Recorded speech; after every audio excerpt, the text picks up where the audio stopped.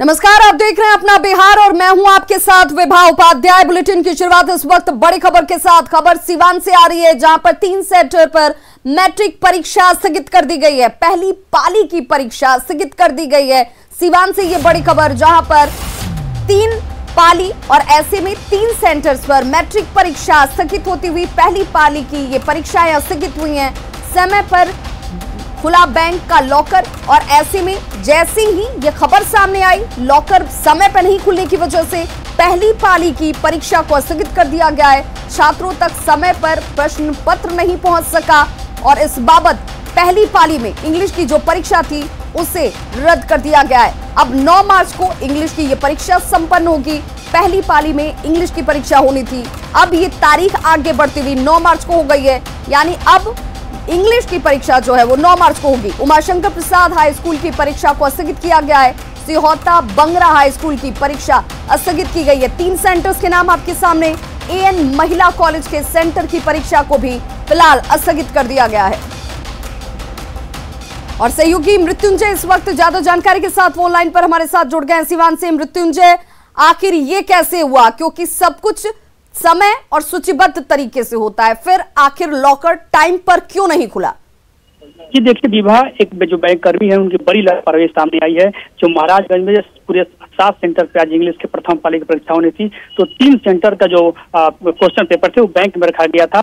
समय रहते बैंक का लॉकर नहीं खुला, डिजिटल जो लॉकर था नहीं खुल पाया। इस मुद्दे पे हमारे सीवान डीएम अमित कुमार पांडे से बात हुई। उनका कहना है कि इस मामले में एक जांच टीम का गठन कर दिया गया है और जांच के बाद स्पष्ट हो पाएगा कि आखिर किस कारण से लॉकर नहीं खुला। लेकिन जिस तरह से महाराजगंज में ये 3 सेंटर है जहाँ परीक्षा नहीं हो रहा है, प्रथम पाली की परीक्षा नहीं हुई, तो कहीं ना कहीं बैंक जो कर्मी है उनकी बड़ी लापरवाही सामने है। आखिर समय रहते लॉकर को क्यों नहीं खोला गया, जिस कारण से और ये जो आज प्रथम पाली इंग्लिश की परीक्षा होनी थी उनको 9 मार्च को लिया जाएगा। और इसको लेकर जो वहाँ के जो परीक्षार्थी थे जो पहुंचे थे एग्जाम देने के लिए, वो कहीं ना कहीं आक्रोशित दिखाई दिए। जी चलिए, बहुत बहुत शुक्रिया मृत्युंजय इस तमाम जानकारी के लिए। तो देखिए, बड़ी खबर सीवान से, जहां पर 3 सेंटर पर मैट्रिक परीक्षा को स्थगित कर दिया गया और इसके पीछे की वजह ये कि समय पर बैंक का लॉकर नहीं खुल सका। पहली पाली में इंग्लिश की परीक्षा होनी थी, लेकिन अब ये परीक्षा स्थगित कर दी गई है।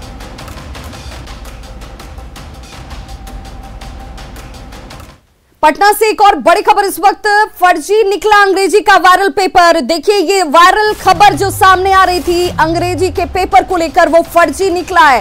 सही प्रश्न पत्र से ये वायरल पेपर बिल्कुल अलग निकला है। आज सुबह पेपर वायरल होने की खबर सामने आई थी। परीक्षा के बाद, मिलान के बाद सच्चाई सबके सामने है। अंग्रेजी का वायरल पेपर महज एक अफवाह मात्र है। मैट्रिक परीक्षार्थियों ने इस बाबत राहत की सांस ली है।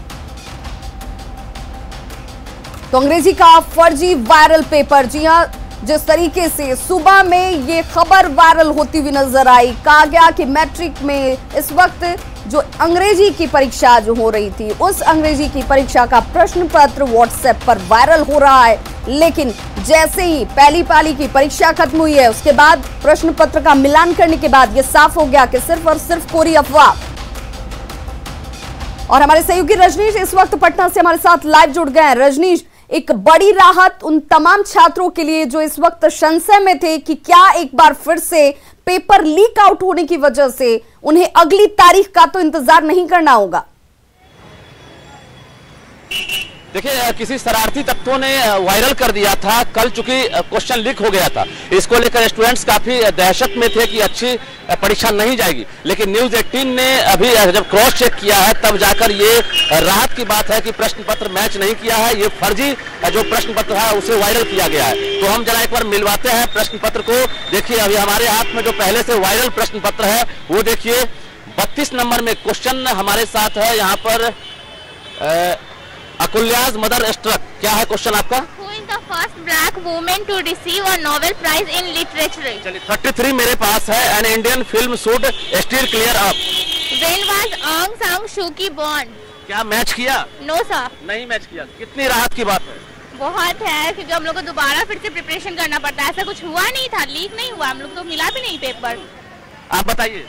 Question number 35 rapid movement gives इन ए सुपरफिशियल सेंस, क्या है आपका?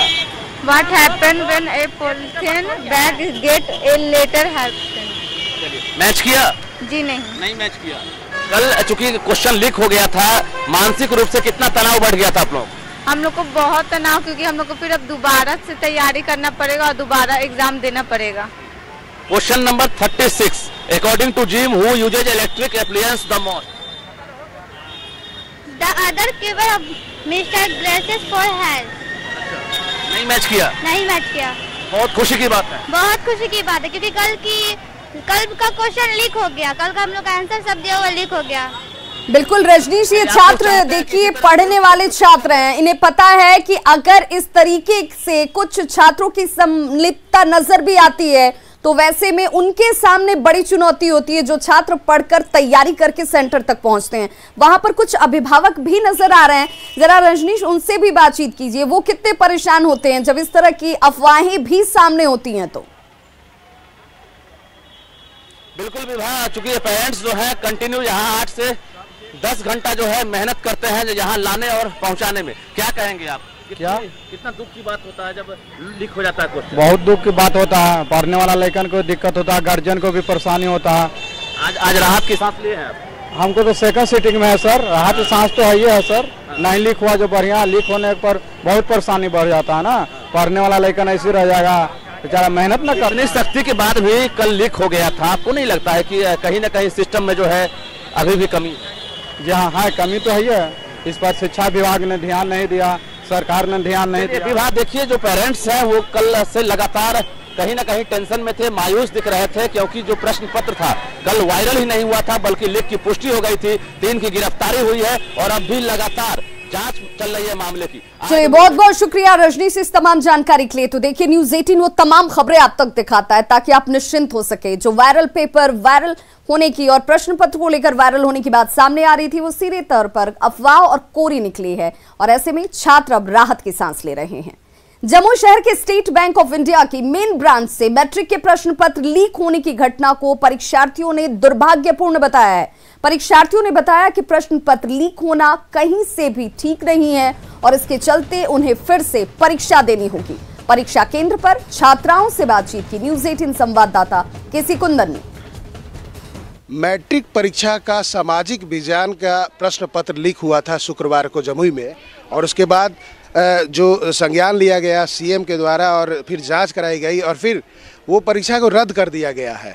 अब हम जमुई शहर के केकेएम कॉलेज परीक्षा केंद्र पर हैं और यहाँ देख सकते हैं कि जो परीक्षार्थी हैं आज अंग्रेजी विषय की परीक्षा देने के लिए जा रहे हैं जो केंद्र पर।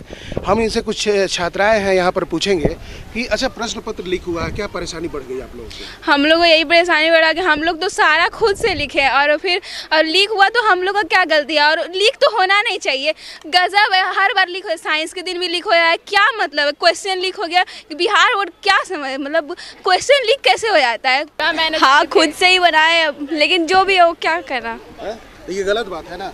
हाँ गलत बात है। आप क्या सोचती हैं कि इस पर और कड़ाई होनी चाहिए, क्वेश्चन पूरा लीक ना होना हो इस तरह का? हाँ, क्वेश्चन लीक नहीं रहना चाहिए और कड़ाई ज्यादा रहना चाहिए। अगर लीक हो रहा है तो उस पर रोक लगना चाहिए, पूरा रोक रहना चाहिए। इतना कड़ाई हो कि चोरी भी ना कर पाए, और मतलब एक भी लीक क्वेश्चन नहीं होना चाहिए। हर बार क्वेश्चन लीक हो जाता है, कोई मतलब होगा? एग्जाम देने आए, क्या देने आए? इतना मेहनत की हम लोग सोशल का एग्जाम रद्द हो गया, फिर से देना पड़ेगा। का सीधे तौर पर कहना है कि हम लोगों ने पढ़ लिख कर परीक्षा दिया और लीक हो गया। इन लोगों का ये भी कहना है कि ये बदनामी क्यों हो रहा है बिहार के सामने कि हर परीक्षा में अगर देखा जाए क्वेश्चन पेपर लीक हो जाता है। ऐसे स्थिति में सवाल उठता है और इन परीक्षार्थियों का कहना है कि अब जरूरी होगा कि इस तरह की परीक्षार्थ का प्रश्न पत्र लीक न हो ताकि इन लोगों का भविष्य बेहतर बने। केसी कुंदन, न्यूज़ 18 जमुई। तो देखिए, बहुत संजीदा सवाल ये छात्र उठा रहे हैं कि आखिर क्यों ऐसी स्थिति इस बिहार की है, क्यों बिहार की छवि कुछ चंद लोगों की वजह से बदनाम होती है। बीएसईबी को इसे लेकर गंभीर होने की जरूरत है। मैट्रिक सोशल साइंस की परीक्षा रद्द होने को लेकर पटना एएन कॉलेज के पास छात्रों ने जमकर हंगामा और तोड़फोड़ किया है। वो तस्वीरें भी हम आपको दिखा रहे हैं जहां पर छात्रों ने सिटी बस में जमकर तोड़फोड़ की, हंगामा किया जाता है। और देखिए, जो भी सामने से गुजरता हुआ नजर आया उस पर इन छात्रों ने अपने आक्रोश को जाहिर किया। हालांकि यहां इस रास्ते से गुजरने वाले कई ऐसे लोग और चश्मदीद थे जिन्होंने कहा कि वो कहीं से छात्र नजर नहीं आ रहे थे। छात्रों ने कई वाहनों को क्षतिग्रस्त कर दिया। हैरानी की बात यह है कि छात्रों के उत्पात के दौरान पुलिस जो है वो मुख्य दर्शक रहती है। क्यों? सरेआम सड़क यहाँ सब कुछ हंगामा हो रहा था और पुलिस चंद कदमों की दूरी पर थी और नहीं पहुंच सकी। पुलिस मजिस्ट्रेट के ऊपर और मजिस्ट्रेट पुलिस के ऊपर कार्रवाई का ठीकरा फोड़ते हुए नजर आए। 2 तस्वीरें आपके सामने हैं और वो उस वक्त की हैं जब सेंटर्स पर कड़े इंतजाम सुरक्षा को लेकर किए गए हैं। सीसीटीवी कैमरे की निगरानी है, लेकिन इसके बावजूद उपद्रवी कह लीजिए, असामाजिक तत्व कह लीजिए, वो कानून को अपने हाथ में लेते हैं। जमकर हंगामा किया जाता है और अब सीसीटीवी फुटेज के आधार पर कार्रवाई की बात कही जा रही है।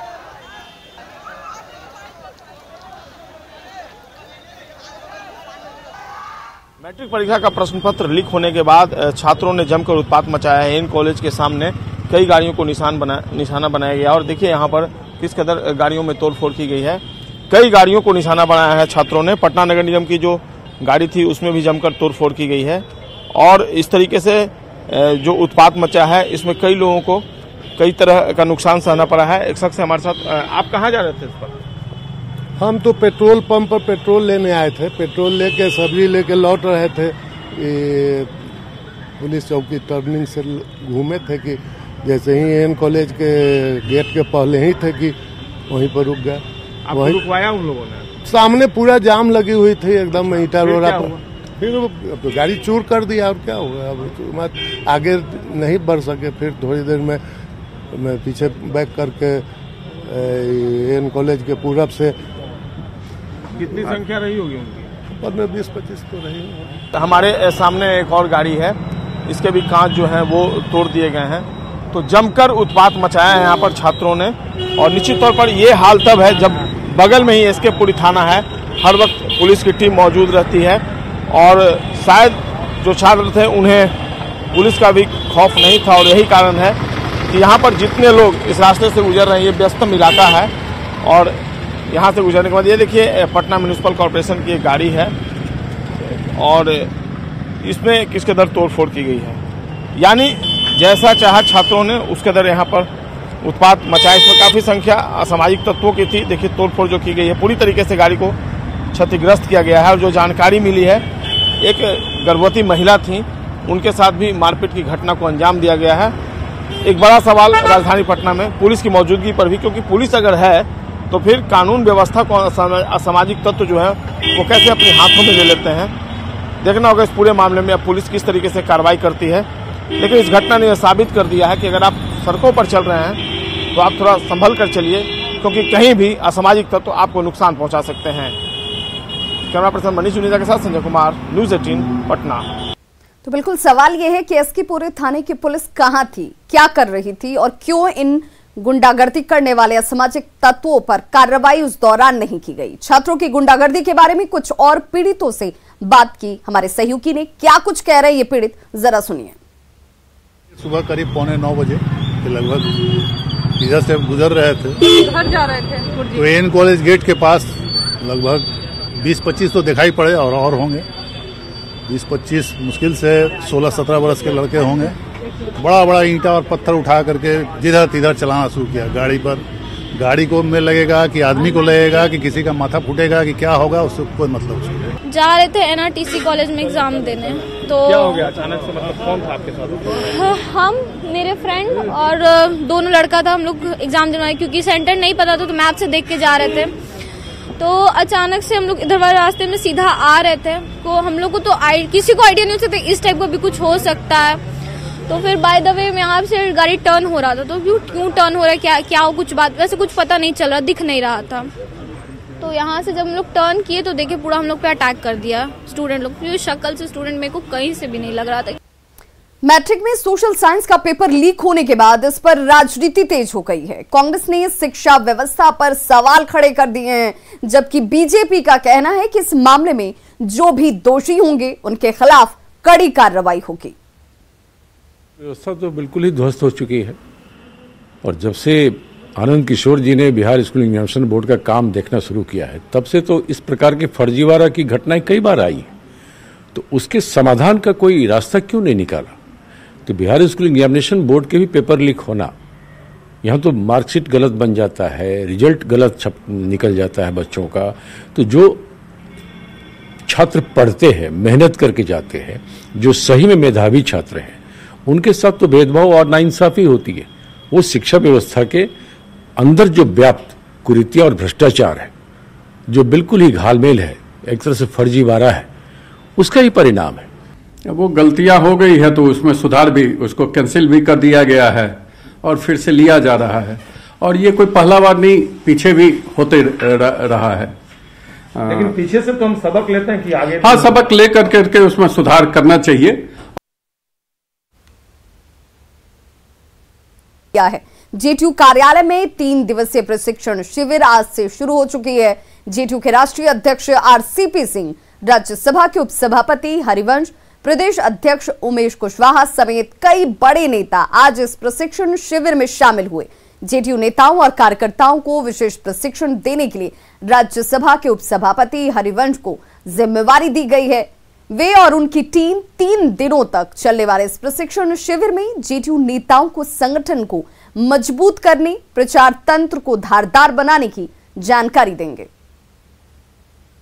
बिहार विधानसभा चुनाव में अनुकूल परिणाम नहीं आने के बाद इस वक्त जदयू कार्यालय में प्रशिक्षण शिविर का आयोजन किया गया है और खासतौर पर कर्पूरी सभागार में इसके लिए तमाम जो पार्टी के नेता हैं उन्हें बुलाया गया है। और 3 दिवसीय प्रशिक्षण शिविर में पार्टी के राष्ट्रीय अध्यक्ष आरसीपी सिंह और खास तौर पर राज्यसभा के उपसभापति हरिवंश नारायण सिंह यहाँ पार्टी के तमाम जो नेता हैं, कार्यकर्ता हैं और प्रवक्ता हैं उन्हें ट्रेनिंग देंगे। उन्हें बताया जाएगा कि किस तरीके से सोशल मीडिया से लेकर के तमाम जगहों पर बूथ स्तर पर कैसे आप एक्टिव रहें अन्य बड़ों दलों के द्वारा। और ख़ास तौर पर इस तरीके की बैठकें और इस तरीके का कार्यक्रम आमतौर पर बीजेपी में ही देखी जाती थी, लेकिन बिहार विधानसभा चुनाव के बाद जदयू ने भी अपने पार्टी को पंचायत स्तर पर मजबूत करने के लिए और संगठन को धारदार करने के लिए यह रणनीति अपनाई है। और ख़ास तौर पर देखिए कि इसके पहले भी कई कार्यक्रम हुए थे, राजगीर में भी प्रशिक्षण शिविर का आयोजन किया गया था, लेकिन इस बार पहली बार पटना में इस तरीके से बड़े पैमाने पर 3 दिवसीय कार्यक्रम का आयोजन किया गया है। और ख़ास तौर पर जदयू कार्यालय में इस वक्त तमाम जो पार्टी के जो बड़े नेता हैं वो मौजूद हैं। राष्ट्रीय अध्यक्ष आरसीपी सिंह और मुख्य तौर पर राज्यसभा के उपसभापति हरिवंश नारायण सिंह पार्टी के नेताओं को खास प्रशिक्षण देंगे। शैलेंद्र, न्यूज़ 18 पटना। और अब बात महंगाई पर मंत्री जी के ज्ञान की। जी हां, महंगाई पर पर्यटन मंत्री नारायण प्रसाद ने अजीबोगरीब बयान दिया है। मंत्री ने कहा कि महंगाई से जनता को फर्क नहीं पड़ता। उन्होंने कहा कि महंगाई से जनता नहीं बल्कि विपक्षी नेता त्राहिमाम कर रहे हैं। का दाम जो बढ़ोतरी होगा तो थोड़ा सा असर पड़ेगा ही, और पुनः उस पर जो हमारे लोग इस पर चिंतन कर रहे हैं, मनन कर रहे हैं, और कोई ना कोई रास्ता निकलेगा ही। आम लोग तो बस से चलते हैं, ट्रेन से चलते हैं, वो खास लोग आपको गाड़ी से आते हैं जाते हैं। आम लोग तो भाड़ा तो बढ़ेगा ना सर, आम लोगों को बढ़ेगा ना, प्रभाव तो पड़ ही रहा है। आंशिक रूप से थोड़ा सा बढ़ सकता है। त्राहिमाम कर रही है जनता। नहीं, ऐसी बात नहीं है कि जनता त्राहिमाम कर रही है, नेता त्राहिमाम कर रहे हैं। एक आपको असर नहीं पड़ रहा है? इतनी महंगा पेट्रोल हो गया, डीजल हो गया। असर तो थोड़ा सा तो आंशिक रूप में आता ही है। कोई चीज बढ़ता है तो आंशिक रूप में तो थोड़ा आता ही है। तो जनता को भी तो असर पड़ेगा सर, आप बोल रहे हैं। जनता जो आ जाती है, आदत हो जाता है, सरकार जो बजट लाती है उसको महसूस करती है कि बजट जो आया है तो किसी कारणवश आया है। महंगाई की आदत अब जनता को हो गई। जी। तो महंगाई पर बिहार के पर्यटन मंत्री के बयान पर विपक्ष जहां सवाल उठा रहा है तो वहीं सहयोगी ऐसे मामलों पर बयानबाजी से बचने की सलाह दे रहे हैं। ये कह रहे हैं कि जनता को कोई फर्क नहीं पड़ता है, इसका मतलब है ये सरकार डबल इंजन की जन विरोधी है। इन्हें जनता की चिंता नहीं है। जो हम लोग आरोप लगा रहे हैं ये आरोप में दम है, और ये मंत्री जी के बयान से ये दिख रहा है कि सत्ता में बैठे हुए लोग सिर्फ कुर्सी और सत्ता की चिंता कर रहे हैं, इन्हें जनता की चिंता नहीं है। निसंदेह महंगाई की जो मार है उसका खामियाजा जो भी दल सत्ता में होता है उसको भुगतना पड़ता है। 2014 का लोकसभा चुनाव देश को याद है, जब महंगाई एक बड़ी वजह थी कांग्रेस को सत्ता से बाहर जाने के लिए। तो जो लोग भी ये कह रहे हैं कि महंगाई से जनता को कोई फर्क नहीं पड़ता है, हमें लगता है कि उन्हें अपने बयान में संशोधन करना चाहिए। खबर दानापुर के बेहटा से, जहां पर पुल जाम होने की वजह से वाहनों की लंबी कतारें लग गई हैं। सड़क पर महाजाम की स्थिति पैदा हो गई है। देखिए वो तस्वीरें आपके सामने हैं। पिछले 4 दिनों से जाम लगा हुआ है। लोग इस मुश्किल हालात में हैं कि जाम से निजात मिल जाए, इसकी गुहार लगाई जा रही है। 4 दिनों से छपरा में गाड़ियों की एंट्री नहीं होने की वजह से जाम की स्थिति बनी हुई है। जमुई सदर अस्पताल के इमरजेंसी वार्ड में साफ सफाई को लेकर अक्सर लापरवाही बरती जाती है। इमरजेंसी वार्ड में मेडिकल कचरे पड़े रहते हैं। स्ट्रेचर पर बिछाई गई प्लास्टिक की चादर की सफाई तक नहीं की जाती। इसका खामियाजा लोगों को भुगतना पड़ता है। इमरजेंसी वार्ड में लापरवाही का जायजा लिया न्यूज़ 18 संवाददाता केसी कुंदन ने। जमुई सदर अस्पताल का इमरजेंसी वार्ड, जहां पर अक्सर लोग घायल स्थिति में या गंभीर स्थिति में आते हैं इलाज के लिए। अगर देखा जाए तो यहाँ पर साफ सफाई के मामले में अस्पताल प्रबंधन या इमरजेंसी में काम करने वाले कर्मचारी कितने साफ सफाई के मामले में सजग है, वो सामने हम दिखाना चाहेंगे। अगर देखा जाए तो ये बेड है, सीट है, और देख सकते हैं कि यहाँ पर जो अगर घायल कोई आता है और उसका इलाज किया जाता है तो स्थिति क्या है। अब लापरवाही की अगर दूसरी तस्वीर हम दिखाना चाहेंगे तो ये एक निडल है जिसका उपयोग किया हुआ है, लेकिन यहाँ पर पड़ा हुआ है। वैसे ही अगर तस्वीर और दिखाना चाहेंगे तो सामने देखा जाए तो जो डस्टबिन है, बायो डस्टबिन इसको बोला जाता है, वहाँ पर कुछ चीज़ें तो है जो यूज़ किया हुआ है, लेकिन दूसरी तरफ अगर देखा जाए तो नीचे अब देख सकते हैं कि बेसिन के ठीक के नीचे कितने की बहुत सारे निडल है जो इसी तरह से फेंके हुए हैं। अगर यहाँ देखा जाए तो इसी तरह से जो उपयोग की गई चीज़ें हैं, चाहे दवा है, मेडिसिन है या निडल है, वो भी इसी तरह से फिर रखा गया है। जहाँ पर इंजेक्शन्स हैं, जो नए इंजेक्शन जो वैक्सीन देने के लिए इंजेक्शन्स हैं, सुई है, निडल है, वहाँ पर भी देखिए तो बहुत सारी ऐसी दवाई हैं, निडल है, जो ऐसे ही इसी तरह से रखा हुआ है। अच्छा, इस तरह की लापरवाही कितना नुकसानदायक, कितना प्रॉब्लम पड़ सकता है लोगों को। जिस तरह से साफ तौर पर यूज़ किया हुआ निडल यहाँ पर फेंका हुआ है, मेडिसिन फेंके हुए हैं, आपका जो बेड है वो गंदे हैं, क्या मानती हैं आप? गंदा से दिक्कत तो होगा। गंदा है, दिक्कत होगा। साफ सफाई क्यों नहीं है? देखेंगे, हम लोग करवाएंगे। और जाहिर तौर पर इस तरह की लापरवाही, जैसा कि जो नर्स है, मेडिकल स्टाफ है, उनका कहना है कि नुकसान हो सकता है, इन्फेक्शन हो सकता है, लेकिन अगर इमरजेंसी वार्ड में इस तरह की लापरवाही होती है साफ सफाई के मामले में, तो जाहिर तौर पर अगर कोई घायल शख्स आता है तो उसको कितनी परेशानी होगी या नुकसान हो सकता है, इसका अंदाज़ा कोई भी लगा सकता है।